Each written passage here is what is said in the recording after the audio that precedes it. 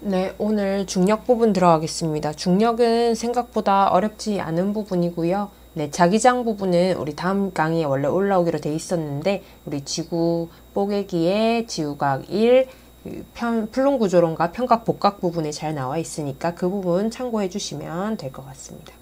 자, 일단 원을 한번 그려볼게요. 이거는 지구고요. 원래 지구 타원체지만 제가 일단 편의상 이렇게 그려보겠습니다. 그 다음에 지구 중심, 그리고 원래 자전축은 23.5도 기울어져 있지만 저는 똑바로 세워 볼 거예요. 자, 그리고 지구는 1시간에 15도의 각속도로 자전하고 있죠. 네, 이 부분 한번 보면, 자, 중위도 부분에서 사람이 서 있습니다. 여기서 작용하는 중력을 계산해라 라고 얘기를 한다면요. 일단은 자, 지구 중심을 자전하고 있는데요. 이 자전하는 방향의 바깥쪽으로 항상 작용하는 힘이 있습니다. 바로 원심력인데요. 이 원심력 부분은 지금 얘기를 하고 나오지만 우리 대기 부분에서도 항상 나오는 부분이기 때문에 원심력 알아두시면 좋습니다.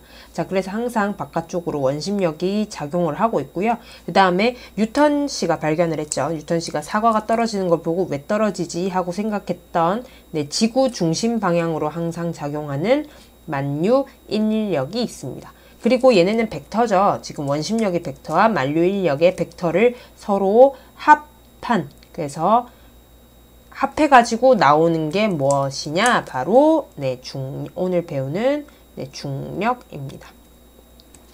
중력입니다. 여러분들은 아마 지금 기하 벡터를 하시는지 모르겠어요. 지금 현재 고3은 안 할 테고 하나요? 모르겠어요. 저희 때는 기하 벡터가 필수였는데 지금은 아마 선택으로 빠진 걸로 알고 있습니다.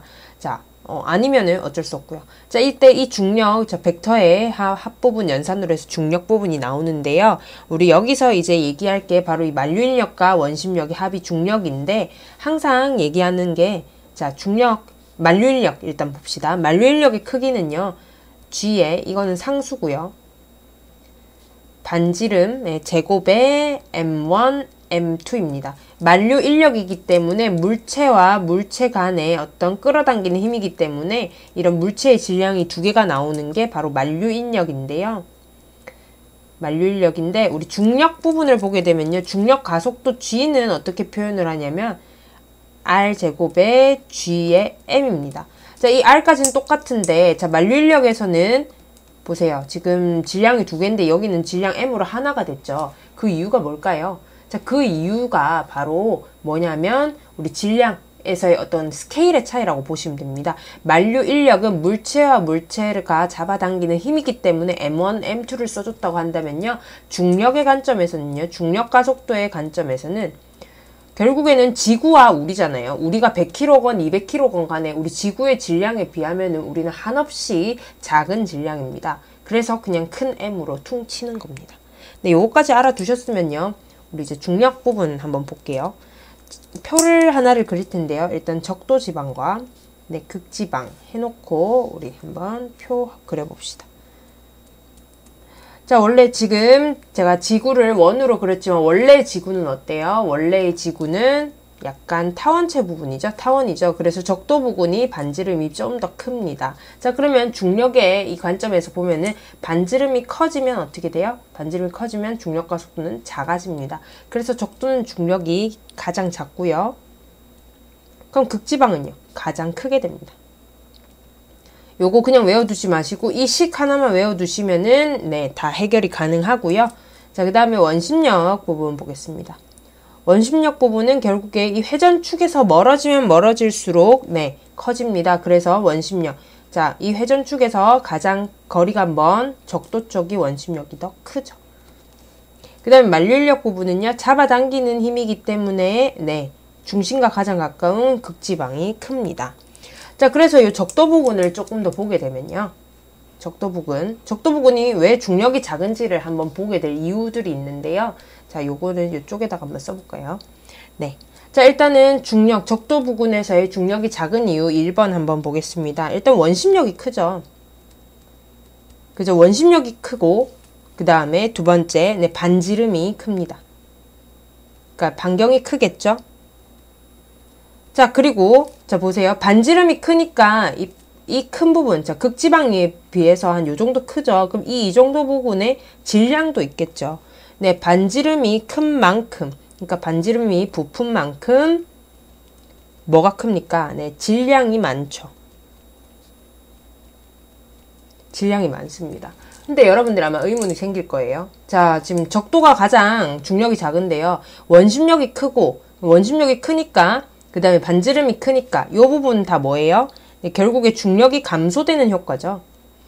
중력이 감소되기 때문에 적도가 중력 제일 작은 건 알겠어요. 근데 쌤, 3번은 무슨 말이죠?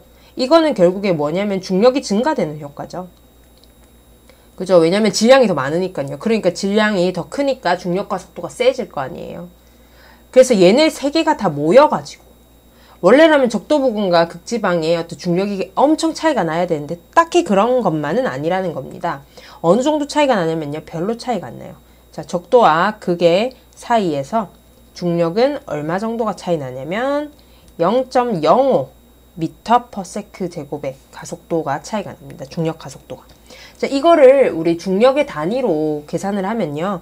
5000 mg인데요. 이때 갈은 갈릴레오의 어떤 그걸 따서 갈이라고 지었습니다. 이때 뭐 참고로 알아두세요. 뭐 딱히 중요하진 않습니다. 1갈이라는 건 이 미리갈 이 자체가 중력을 뜻하는 단위거든요. 그래서 1갈이 뭐냐면 가속도 1cm. 그러니까 1cm/s 제곱을 뜻하는 게 1갈입니다. 자, 그래서 적도 부근과 극지방이 상당히 어떻게 보면 만류인력과 그러니까 중력 가속도 차이가 많이 날 것 같은데 많이 차이 안 나는 이유는 이 감소된 거를 조금 상쇄시켜주는 이 부품 질량 부분이 있기 때문이란 걸 알아두시면 될 것 같습니다. 여기까지만 하면 끝날 것 같지만 우리 중력에서 수능에서 주로 다루는 부분들이 바로 상대 중력과 절대 중력인데요. 절대 중력. 우리 상대 연령과 절대 연령이랑 비슷한 개념이라 보시면 됩니다. 절대 중력은 결국에는 중력을 측정을 한 거고요. 상대 중력은 어떤 것과 어떤 거 A와 B의 어떤 중력 차이를 비교를 해서 뭐가 더 큰지 작은지를 비교를 한 겁니다. 자, 절대 중력하면 항상 나오는 게 단진자인데요. 이 부분은 제가 몇 년 전까지만 하더라도 안 외워도 된다라고 얘기를 했을 텐데 지금 현재 수능의 추세로 봐서는 나올 것 같죠? 네, 그래서 요 식 그냥 간단하게 알아두시면 될 것 같아요. 뭐 딱히 이해까지는 필요 없으시고요. 그냥 외우는 게 속 편합니다. 이렇게 해주시면 되고요. 자, 이 t는 주기, 단진자의 주기고요. 얘는 길이입니다. 그래서 이 길이에 의해서 g가 4파이 제곱의 l 그 다음에 t 제곱 이렇게 나오는데요. 여러분들 비례관계 정도만 알아두시면 설마 계산하는 것까지 나오겠어요? 하더라도 네, 나올 가능성이 조금 농후합니다.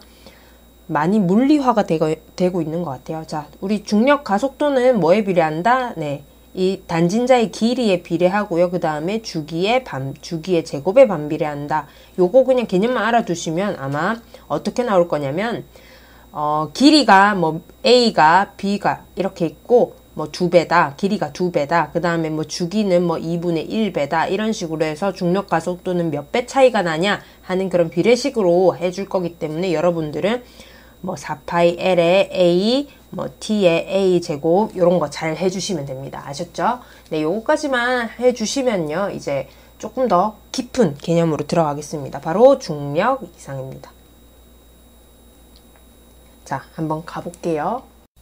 자, 중력 이상은요, 말 그대로 중력이 이상 값을 보인다는 겁니다. 원래 생각했던 거랑 다른 값이 나온다는 얘기인데요. 결국에 이거는 실제로 측정한 실측 중력에서 이론 중력의 값을 빼줘야 됩니다.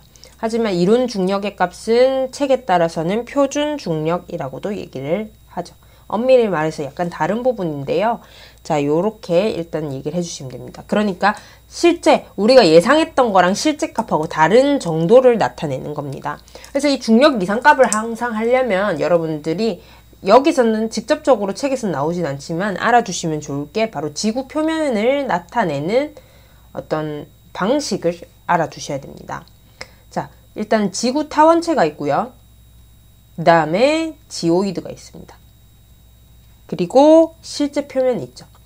우리 실제 표면 같은 경우에는 시간과 인력이 굉장히 많이 남으면요, 실제 표면으로 해도 좋겠지만 돈이 많이 들어요. 그리고 많은 대학원생들이 갈려 나갑니다. 그래서 실제 표면을 쓰면 좋지만 실제로는 쓰지 못하고요. 우리는 지오이드 면을 많이 쓰거든요. 그래서 문제에서 나오는 어떤 지표면, 그 다음에 중력 이상과 관련된 값들을 비교할 때는 항상 지오이드 면을 기준으로 합니다. 도대체 이게 뭐냐라고 얘기를 한다면 지구 타원체부터 아셔야 돼요. 지구 타원체는 우리가 아는 이런 모양 있죠. 그래서 말 그대로 기하학적인 타원체를 얘기합니다. 원래 그래서 인력과 장비가 많이 없을 때는 지구 타원체를 기준으로 해서 중력을 계산을 했었는데요. 이제 자본이 많아지고 그 다음에 많은 사람들이 이제 지구 물리학에 종사를 하게 되면서 실제 표면과 거의 비슷하게 만든 지오이드 면을 쓰게 됩니다. 자, 이거는 바로 요약을 하자면 해수면을 지표로 끌어올린 거예요. 해수면을 지표로 끌어올려서 우리 바다 밑에 부분을 잘 모르잖아요. 그 부분을 그냥 전부 다 하는 건데 사실 실제 표면에서 약간 깎은 부분이 있기 때문에 지오이드면은 실제 표면과는 일치하지 않습니다. 하지만 오차값을 보더라도 지오이드가 훨씬 더 경제적이고 효율적이기 때문에 이걸 많이 씁니다. 자, 그래서 보면은요, 중력 이상 값은 결국 이렇게 차이가 나는데 중력 이상이 나는 대표적인 이유들을 한번 봐줄게요. 원래 지구과학2에서는요, 이 이상값들을 전부 계산하는 것들이 있었는데 그 부분이 빠진 것 같아요. 혹시나 문제에서 그게 나오게 되면 제가 추가적으로 영상을 찍어서 올려드리겠습니다. 실제 표면에 여기 산이 있고 바다가 있다 칩시다. 대략 어떤 식으로 해서 중력 이상값이 나는지를 제가 알려드릴게요. 자, 그리고 우리 산하고 바다가 있는데 이 부분을 그대로 다 반영을 하지 못한다 했죠. 그래서 지오이드면이 어떤 식으로 나오냐면 평균치를 해서 이런 식으로 지오이드가 형성이 됩니다. 자, 그러면 여기서 이제 문제점이 하나가 나오죠. 자, 보세요. 자, 밀도의 관점에서 보게 되면 우리 멘틀까지 안 가고요. 우리 지각 부분만 이렇게 봤을 때 밀도 부분에서 보면 어떻게 돼요? 바다랑 산이 있는데 물이 암석보다는 밀도가 작죠. 그러니까 물 부분이 작죠. 물 부분이 작으니까 어떻게 돼요? 작으니까 요만큼의 질량이 비잖아요. 질량이 비니까 어떻게 돼요? 중력이 차이가 나죠. 요거는 지금 지각 부분까지 한 건데요. 만약에 멘틀 부분까지 보게 된다면요. 자, 바다 부분이 요렇게 있죠. 그러면 어떻게 돼요? 여기에 만약에 해령이 있었다 칩시다. 해령이 있었다 칩시다. 그럼 어떻게 돼요? 해령 부분이 요렇게 있으면 어떻게 됩니까? 조금 더 올릴게요. 그러면 그 밑에 이렇게 연약권이 올라오겠죠. 멘틀 부분이 올라오겠죠. 멘틀 부분이 밀도가 크잖아요. 그러니까 멘틀 부분으로 비교를 하면 어떻게 돼요? 산은 대륙지각이기 때문에 멘틀 부분이 작잖아요. 멘틀에 어떤 멘틀이 있으니까 질량은 넘칠 거고 결국에 이것도 중력차로 이어질 겁니다. 이건 밀도 관점인데요. 두 번째, 그러면은 높이 관점, 고도로 한번 봅시다. 고도 관점에서 보면요, 우리 이 지오이드 면을 기준으로 했을 때 이 지오이드보다 바다 부분이 고도가 낮죠. 그 다음에 지오이드보다 지금 산은 더 고도가 높잖아요. 고도 차이에 의해서도 질량이 차이가 날 거고요. 그 다음에 또 자, 이 차이 난 만큼 질량 어떻게 됩니까? 질량 차이도 있겠죠. 질량 차이도 있을 거고요. 그 다음에 만약에 여기가 지각 평형이 안 이루어졌다 라고 얘기를 한다면 우리 지각 평형을 이루기 위해서 또 조정이 되고 있을 겁니다. 그 부분들을 다 고려를 해서 우리가 보정을 해줘야 되거든요. 하지만 이 보정 방법들, 그 다음에 이 보정 공식들 같은 것들이 다 빠졌어요. 완전 행운이죠. 그죠? 이 보정 방법이 빠진 대신에 이런 것들이 대강적으로 나와서 중력 이상이 나온다라고 얘기를 합니다. 그래서 중력 이상 값이 그냥 요렇게 이런 그림이 나오고 이런 식으로 여러분들을 괴롭힐 거예요. 자, 중력 이상값이 여기는 플러스, 여기는 마이너스. 이렇게 돼 있을 건데요. 자, 마이너스인 부분을 보게 되면 결국에 어떻게 됩니까? 실측에서 이론을 뺐을 때에 얘가 마이너스라는 거니까 이렇게 된다는 거죠. 결국에 실제로 잰 것보다 이론값이 훨씬 더 컸다라는 얘기가 됩니다. 결국 이 말은 무슨 말이에요? 실제로 재보니까 예상했던 것보다 작다라는 얘기가 되면 이 마이너스 값이 결국 뭘 뜻하느냐? 밀도가 작은 게 있겠죠. 원래라면 암석인 줄 알았는데 알고 보니까 석유가 들어가 있다던가 혹은 땅인 줄 알았는데 물로 이루어져 있다거나 하는 경우에는 이렇게 이상값들이 마이너스가 되게 됩니다. 실측이 훨씬 작은 거예요. 생각해 보시면 되겠죠? 자, 그 다음에 그럼 플러스다 라고 얘기를 한다면 실제로 재니까 더 많은 겁니다. 실제로 재보니까 중력이 더 나왔어요. 그럼 뭐예요? 밑에 뭔가 금속 광물이 매장이 돼 있다거나, 그죠? 금속 광물이 매장이 돼 있다거나, 혹은 알고 봤더니 멘틀이 상승하는 데라던가, 그런 경우에 이렇게 이상값들이 플러스가 되게 됩니다.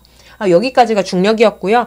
우리 자기장 부분은 아까 처음에 얘기했다시피 지구 뽀개기 그 지구각 1의 풀룬 구조론 편각 복각 부분 들으시면 되고요. 우리는 이제 다음 광물로 넘어가게 됩니다. 광물 부분 굉장히 재밌어요. 네, 한번 해보도록 합시다. 고생하셨습니다.